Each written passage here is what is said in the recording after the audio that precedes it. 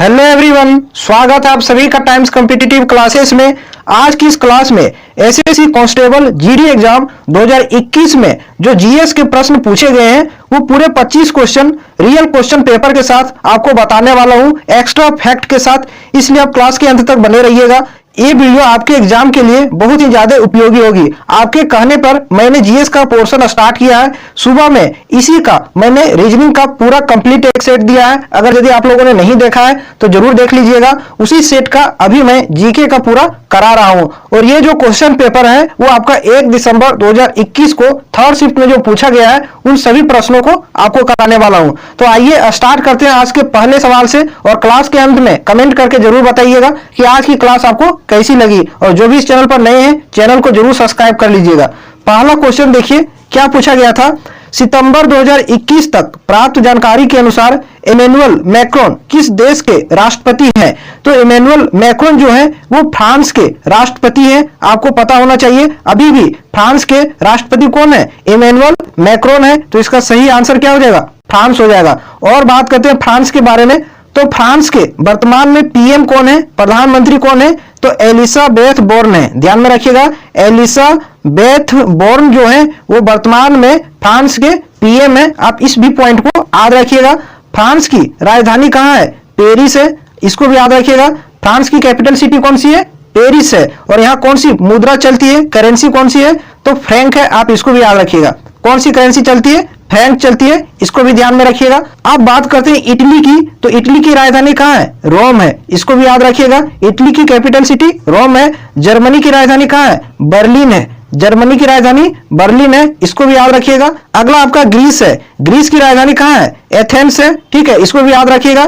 तो एक सवाल के साथ मैंने कई सवाल आपको करा दिए हैं। अब आते हैं अगले सवाल पर, नेक्स्ट क्वेश्चन पर। अगला क्वेश्चन देखते हैं क्या पूछा गया था। इसका आंसर करिए। देखिए इसमें क्या पूछा गया था, निम्नलिखित में से किस अम्ल को चींटी के काटते समय त्वचा में इंजेक्ट किया जाता है। चींटी के काटने से त्वचा में कौन सा अम्ल इंजेक्ट हो जाता है, ये आपसे पूछा गया है। तो इसका सही आंसर क्या हो जाएगा, फॉर्मिक अम्ल। ठीक है, फॉर्मिक अम्ल किसका साधारण नाम है, तो इसको भी याद रखिएगा, मेथोनोइक अम्ल का। किसका, मेथेनोइक अम्ल का साधारण नाम है आपका फॉर्मिक अम्ल। आप इसको भी ध्यान में रखिएगा। ठीक है, अब बात करते हैं हम इस टार्ट्रिक अम्ल का। तो टार्ट्रिक अम्ल किसमें पाया जाता है, आपको पता होना चाहिए, ये इमली में पाया जाता है। किसमें, इमली में टार्ट्रिक अम्ल पाया जाता है। इमली में, अंगूर में। ठीक है, आप इसको भी याद रखिएगा। किसमें, अंगूर में भी। इस पॉइंट को आप नोट करके रखिएगा।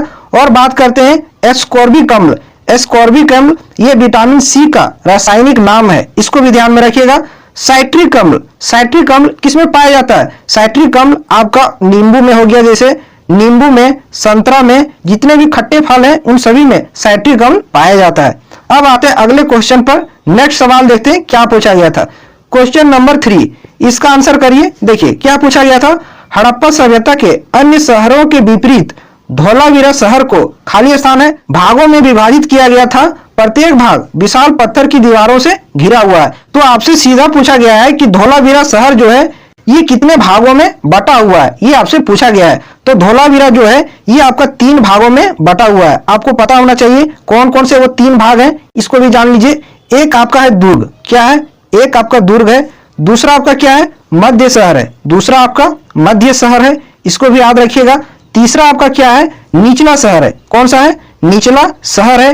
ये आपका तीनों भाग में बटा हुआ है धोलावीरा। यही आपसे पूछा गया था, जो कि हड़प्पा सभ्यता का एक शहर है धोलावीरा। और ये कितने भागों में बटा हुआ है, 3 भागों में बटा हुआ है। तो इसका सही आंसर हो जाएगा ऑप्शन नंबर 3, इसका करेक्ट आंसर हो जाएगा। ठीक है, और हड़प्पा सभ्यता को ही सिंधु घाटी सभ्यता भी कहा जाता है। आप इसको भी याद रखिएगा। नेक्स्ट क्वेश्चन पर आते हैं। अगला सवाल देखिए, क्वेश्चन नंबर 4 क्या पूछा गया था। ये आपका करंट अफेयर का सवाल है। एम्मा रादुकानु ने दिसंबर 2021 में किसे हराकर यूएस ओपन का महिला एकल का खिताब जीत लिया था। तो ये पुराना सवाल है लेकिन इसको जान लीजिए, लेलाह फर्नांडिस को हराकर एम्मा रादुकानु ने 2021 का यूएस ओपन जीत लिया था। तो इसका सही आंसर ऑप्शन नंबर 1 हो जाएगा। नेक्स्ट क्वेश्चन पर आते हैं, क्वेश्चन नंबर 5, इसका आंसर करिए। देखिए इसमें क्या पूछा गया है, 13वीं और 14वीं शताब्दी के दौरान पंजाब में निम्नलिखित में से कौन सी जनजाति का प्रभुत्व था, ये आपसे पूछा गया है। तो 13वीं और 14वीं शताब्दी में पंजाब में सबसे ज्यादा प्रभाव खोखर जनजाति का था, ध्यान में रखिएगा। और ये जो आपका खोखर जनजाति है, ये पंजाबी मुस्लिम समुदाय की ये जनजाति है, पंजाबी मुस्लिम कम्युनिटी की एक जनजाति है खोखर जनजाति, इसको याद रखिएगा। अब हम बात करते हैं गख्खर जनजाति की। गख्खर जनजाति ये भी एक क्या है, पंजाबी मुस्लिम समुदाय की जनजाति है। और ये जो गख्खर जनजाति है ये आपका झेलम में, कहा झेलम से सटे हुए इलाके और पाकिस्तान से सटे हुए इलाके में ये गख्खर जनजाति पाया जाता है। और ये जो खोखर जनजाति है, खोखर जनजाति ये पंजाब के प्रांत में और पाकिस्तान से सटे हुए इलाकों में खोखर जनजाति पाया जाता है। अब बात करते हैं ऑप्शन नंबर 3 की, जंजुहा। जंजुहा क्या है, एक राजपूत के वंश का नाम है जंजुहा, इसको याद रखिएगा। और ये जो आपका लंगा है ये एक मुस्लिम समुदाय का नाम है जो राजस्थान और गुजरात में ये समुदाय पाया जाता है। तो ये सारा ऑप्शन आपका क्लियर हो गया। अब आते हैं अगले सवाल पर, नेक्स्ट क्वेश्चन पर। अगर वीडियो अच्छा लग रहा हो तो चैनल को जरूर सब्सक्राइब कीजिएगा, साथ में वीडियो को लाइक एंड शेयर जरूर कीजिएगा। ये आ गया आपका करंट अफेयर का सवाल। अक्टूबर 2020 में रिवर्स रेपो रेट क्या थी, ये आपसे पूछा गया है। अभी इस सवाल का कोई महत्व नहीं है, लेकिन आप थोड़ा सा जान लीजिए। एक होता है आपका रेपो रेट, क्या होता है, रेपो रेट होता है। एक होता है आपका रिवर्स रेपो रेट, क्या होता है, रिवर्स रेपो रेट होता है। ठीक है, इन दोनों को आप जान लीजिए अच्छे से इसको जान लीजिए। इसको शॉर्ट में बोलते हैं RR, ट्रिपल R। ठीक है, मूवी का नाम नहीं है, इसको ध्यान में रखिएगा। और इसको बोलते हैं RR, क्या बोलते हैं, RR, रेपो रेट बोलते हैं। और ये जो रेपो रेट होता है, जिस समय RBI के पास धन की कमी होती है तो यह वाणिज्य बैंक से, जो शेड्यूल कमर्शियल बैंक है, उनसे पैसा उधार लेती है। वो किस रेट पर लेती है, रेपो रेट पर लेती है। और ये सबसे कम रेट होता है। ठीक है, ये कम रेट पर ब्याज लेती है। और ये जो रिवर्स रेपो रेट होता है, रिवर्स रेपो रेट होता है, इसमें क्या होता है कि जो कमर्शियल बैंक है इसके पास अगर तरलता की कमी होती है, कैश की कमी होती है, तो RBI से कुछ धन उधार लेती है, जिसको हम क्या बोलते हैं, रिवर्स रेपो रेट बोलते हैं। और RBI इससे ज्यादा इंटरेस्ट रेट चार्ज करती है। ठीक है, आप कमेंट करके बताइए कि RBI के वर्तमान में गवर्नर कौन है और कितने नंबर के हैं, कमेंट में इसका आंसर जरूर दीजिएगा। अब आते हैं अगले सवाल पर, नेक्स्ट क्वेश्चन पर। क्वेश्चन नंबर 7, इसका आंसर करिए। देखिए क्या पूछा गया है, निम्नलिखित में से किस प्रकार के बैंकों का संचालन मुख्यतः ऑनलाइन होता है और इनका कोई भौतिक शाखा नेटवर्क नहीं होता है। तो सबसे पहले आप इस बात को समझिए कि जिस बैंक का कोई भी शाखा नहीं हो, फिजिकल शाखा नहीं हो, उस बैंक को हम क्या कहते हैं, नियो बैंक कहते हैं। ठीक है, जिसकी सभी सेवाएं, जितने भी सर्विस होती है, सभी ऑनलाइन दी जाती है। ठीक है, ऑफलाइन कुछ भी नहीं रहता है, सभी सर्विस ऑनलाइन दी जाती है। उन सभी बैंकों को नियो बैंक कहते हैं, ध्यान में रखिएगा। इसका कोई भी भौतिक शाखा नेटवर्क नहीं होता है। ऑप्शन नंबर 1 इसका सही आंसर हो जाएगा। अब आते हैं अगले सवाल पर, नेक्स्ट क्वेश्चन पर। क्वेश्चन नंबर 8, इसका आंसर करिए। देखिए क्या पूछा गया है, जैन धर्म के 24वें और अंतिम तीर्थंकर वर्धमान महावीर का जन्म 6ठी शताब्दी ईसा पूर्व में कहां हुआ था, ये आपसे पूछा गया है। तो हम बात करते हैं वर्धमान महावीर की। ये जो है वो जैन धर्म के अंतिम और 24वें तीर्थंकर थे, इसको ध्यान में रखिएगा, पहली पॉइंट। दूसरी पॉइंट, इसका जन्म कहां हुआ था, ये आपसे पूछा गया है। तो इसका जन्म बिहार में हुआ था, लेकिन बिहार के किस जगह में, तो इसको भी याद रखिएगा, वैशाली में। कहां हुआ था, वैशाली में वर्धमान महावीर का जन्म हुआ था। और वैशाली के किस जगह में, अगर एग्जैक्ट जगह भी पूछ लिया जाए तो वो था आपका कुंडग्राम। क्या था, कुंडग्राम में वर्धमान महावीर का जन्म हुआ था, बिहार में। ठीक है, इसको याद रखिएगा। और वर्धमान महावीर का ही दूसरा नाम क्या है, भगवान महावीर है, इसको भी याद रखिएगा, भगवान महावीर। इसका वास्तविक नाम क्या है, वर्धमान महावीर है, इसको भी ध्यान में रखिएगा। और इसका जो जन्म हुआ था वो जन्म कब हुआ था, इसको बताइए। इसका जन्म 599 ईसा पूर्व में हुआ था। 599 ईसा पूर्व में वर्धमान महावीर का जन्म हुआ था। कहां हुआ था, वैशाली कुंडग्राम में हुआ था। और इसकी मृत्यु कब हुई थी, तो इसकी मृत्यु जो है वो 527 ईसा पूर्व में हुआ था।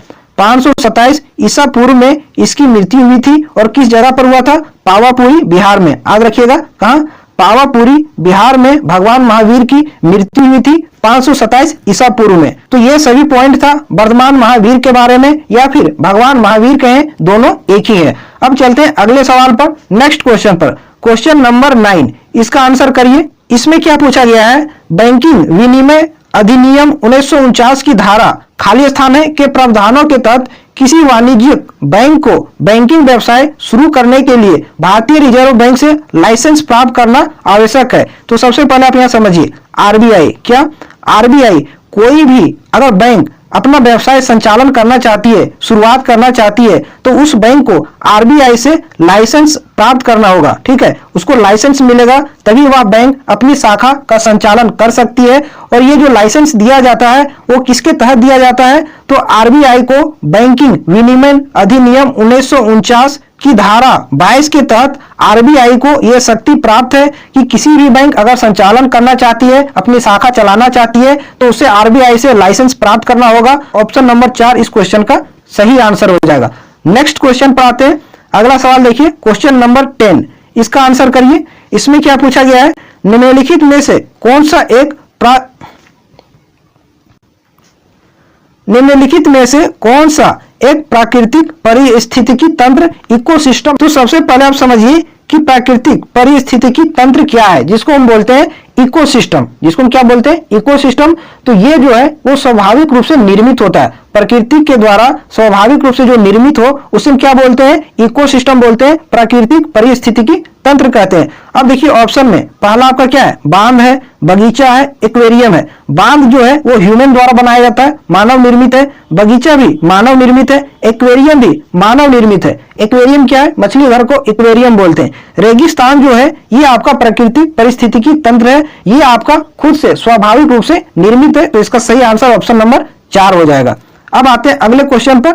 अगले सवाल देखते हैं क्या है, क्वेश्चन नंबर 11, इसका आंसर करिए। ये भी आपका करंट अफेयर का सवाल है। देखिए, अक्टूबर 2020 में foundation of environment education Denmark द्वारा अंतरराष्ट्रीय ब्लू फ्लैग प्रमाणन से सम्मानित किए जाने वाले 8 समुद्र तटों में से निम्न में से कौन सा एक था, ये आपसे पूछा गया है।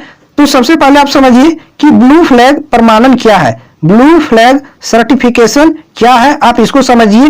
ये सर्टिफिकेशन किसको दिया जाता है? जो सबसे स्वच्छ समुद्र तट होते हैं, जो सबसे उच्च गुणवत्ता वाले समुद्र तट होते हैं, उसको ब्लू फ्लैग प्रमाणन दिया जाता है। और ये डेनमार्क की एक संस्था द्वारा दिया जाता है। किसके द्वारा? डेनमार्क की एक संस्था है, उसके द्वारा ये दिया जाता है। और संस्था का नाम क्या है? FEE, याद रखिएगा, FEE। इसका पूरा नाम क्या है? Foundation of environment and education. इस संस्था द्वारा ब्लू फ्लैग सर्टिफिकेशन दिया जाता है। तो 2020 में भारत के 8 समुद्र तटों को यह प्रमाण पत्र मिला था। और इनमें से कौन सा एक है, ये आपसे पूछा गया है। तो शिवराजपुर इनमें से एक है। और ये कहां का समुद्र तट है? तो ये गुजरात का है। शिवराजपुर समुद्र तट किस राज्य में है? गुजरात में। इसको भी आप याद रखिएगा। तो इसका सही आंसर हो जाएगा ऑप्शन नंबर 2। इन सभी पॉइंट को आप अच्छे से याद रखिएगा। सवाल यहां से भी पूछा जा सकता है कि ब्लू फ्लैग प्रमाणन किस संस्था द्वारा दिया जाता है या फिर किस देश द्वारा दिया जाता है। तो इन सभी पॉइंट को आप अच्छे से याद रखिएगा। अब चलते हैं अगले सवाल पर। नेक्स्ट क्वेश्चन देखते हैं क्या है, क्वेश्चन नंबर 12, इसका आंसर करिए। क्या पूछा गया है? फिल्म इथावली जो सितंबर 2021 में रिलीज हुई थी के जीवन पर आधारित आधिकारिक बायोपिक है। तो किसकी जीवनी पर आधारित ये फिल्म बनाया गया है, इथावली? तो जयललिता। और ये कौन है? ये तमिलनाडु के पूर्व मुख्यमंत्री थी। इस बात को आप ध्यान में रखिएगा। अब आते हैं अगले सवाल पर, नेक्स्ट क्वेश्चन पर, क्वेश्चन नंबर 13, इसका आंसर करिए। इसमें क्या पूछा गया है? पंजाब में मनाया जाने वाला लोहड़ी त्योहार प्रतिवर्ष के महीने में मनाया जाता है। तो ये जो लोहड़ी फेस्टिवल है ये पंजाब में किस महीने में मनाया जाता है? तो जनवरी के महीने में मनाया जाता है। और कितने जनवरी को? तो इसको भी याद रखिएगा, 13 जनवरी को। 13 जनवरी को लोहड़ी फेस्टिवल पंजाब में मनाया जाता है। और ये एक फसल उत्सव है। लोहड़ी जो है वो किस तरह का त्योहार है? फसल उत्सव है, फसल फेस्टिवल है। इस बात को भी आप ध्यान में रखिएगा। एक और फेस्टिवल का नाम याद रखिएगा जो पंजाब में मनाया जाता है, वो है आपका बैसाखी। कौन सा है? बैसाखी। बैसाखी फेस्टिवल कहां मनाया जाता है? ये भी आपका पंजाब में मनाया जाने वाला फेस्टिवल है। अब चलते हैं अगले सवाल पर, नेक्स्ट क्वेश्चन पर, क्वेश्चन नंबर 14, इसका आंसर करिए। करंट अफेयर का सवाल है। स्वस्थ वायु स्वस्थ ग्रह यानी हेल्दी एयर हेल्दी प्लैनेट 2021 के विषय वस्तु थी। तो कौन से दिवस के अवसर पर यह थीम रखा गया था?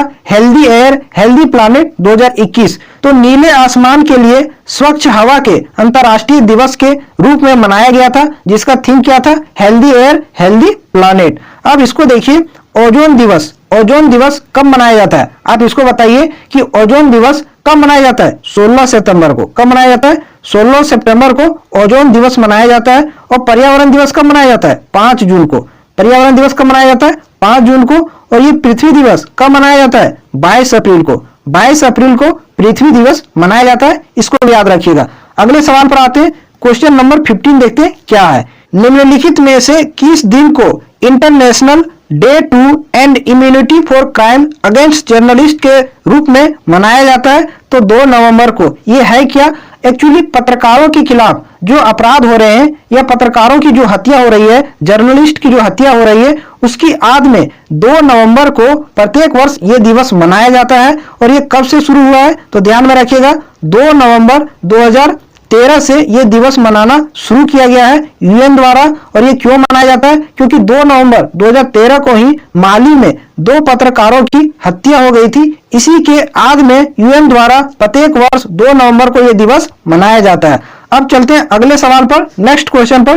क्वेश्चन नंबर 16, इसका आंसर करिए। इसमें क्या पूछा गया है? निम्नलिखित में से कौन सा एक फूल का भाग है? इनमें से कौन सा एक फूल का भाग है, ये आपसे पूछा गया है। तो स्त्री केसर जो है ये फूल का एक भाग है, पुष्प का भाग है। और स्त्री केसर किसका भाग है फूल का? तो ये मादा प्रजनन का है। किसका है? मादा प्रजनन का ये अंग है, इसको भी याद रखिएगा। सवाल पूछा जाता है कि स्त्री केसर जो है वो पुष्प का कौन सा अंग है? तो मादा प्रजनन अंग है, इसको भी याद रखिएगा। एक और याद रखिएगा, पुंकेसर। क्या? पुंकेसर को भी याद रखिएगा। सवाल यहां से भी पूछा जा सकता है, पुंकेसर क्या है? ये भी पुष्प का एक भाग है, लेकिन कौन सा भाग है? ये नर प्रजनन का भाग है, इसको याद रखिएगा। अब चलते हैं अगले सवाल पर, नेक्स्ट क्वेश्चन पर। क्वेश्चन नंबर 17, इसका आंसर करिए। इसमें क्या पूछा गया है? कुव्वत उल इस्लाम मस्जिद कहाँ स्थित है? तो ये जो मस्जिद है वो दिल्ली में स्थित है। और दिल्ली में किस जगह पर? तो कुतुब मीनार के घेरे में कुव्वत उल इस्लाम मस्जिद स्थित है, इसको याद रखिएगा। और कुव्वत उल इस्लाम मस्जिद को किसने बनाया था? तो कुतुबुद्दीन ऐबक ने इसकी शुरुआत की थी और इल्तुतमिश ने इस मस्जिद का निर्माण को पूरा किया था। अब आते हैं अगले सवाल पर, नेक्स्ट क्वेश्चन पर। क्वेश्चन नंबर 18, इसका आंसर करिए। देखिए क्या पूछा गया है?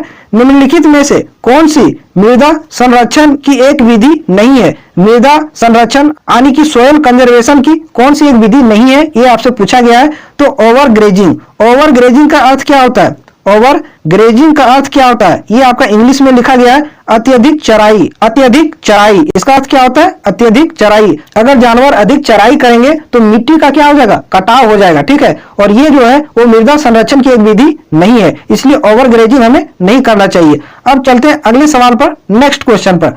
क्वेश्चन नंबर 19, इसका आंसर करिए। देखिए इसमें क्या पूछा गया है?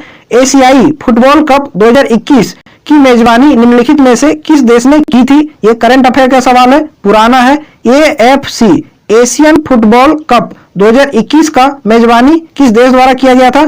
तो संयुक्त अरब अमीरात द्वारा किया गया था, UAE द्वारा किया गया था, इसको याद रखिएगा। अब आते हैं अगले सवाल पर, नेक्स्ट क्वेश्चन पर। क्वेश्चन नंबर 20, इसका आंसर करिए। देखिए क्या पूछा गया है? निम्नलिखित में से कौन सा शहर विजयनगर के मध्यकालीन हिंदू राज्य से संबंधित अपने खंडहरों के लिए प्रसिद्ध है और इसे विश्व विरासत स्थल भी घोषित किया गया है? तो सवाल को सबसे पहले आप यहाँ समझिए कि विजयनगर का कौन सा मध्यकालीन हिंदू राज्य अपने खंडहर के लिए प्रसिद्ध था, जो वर्तमान में विश्व विरासत स्थल में शामिल है? तो ये जो हम्पी है ये क्या है? खंडहरों के लिए फेमस है। और कहाँ है? ये आपका विजयनगर कर्नाटक में है, याद रखिएगा। कहाँ है? कर्नाटक में है हम्पी। और ये यूनेस्को में शामिल है, यूनेस्को की विश्व विरासत स्थल में शामिल है। और ये कब शामिल हुआ था? इसको भी याद रखिएगा, 1986 में। सवाल यहां से भी पूछा जाता है कि हम्पी जो है वो विश्व विरासत स्थल में कब शामिल हुआ था? 1986 में शामिल हुआ था। ये भी सवाल आप याद रखिएगा। अगले सवाल पर आते हैं, नेक्स्ट क्वेश्चन पर। क्वेश्चन नंबर 21 देखते हैं क्या है, इसका आंसर करिए। इसमें क्या पूछा गया है? भारतीय दंड संहिता की कौन सी धारा महिला की सहमति के बिना गर्भपात करने के अपराध से संबंधित है?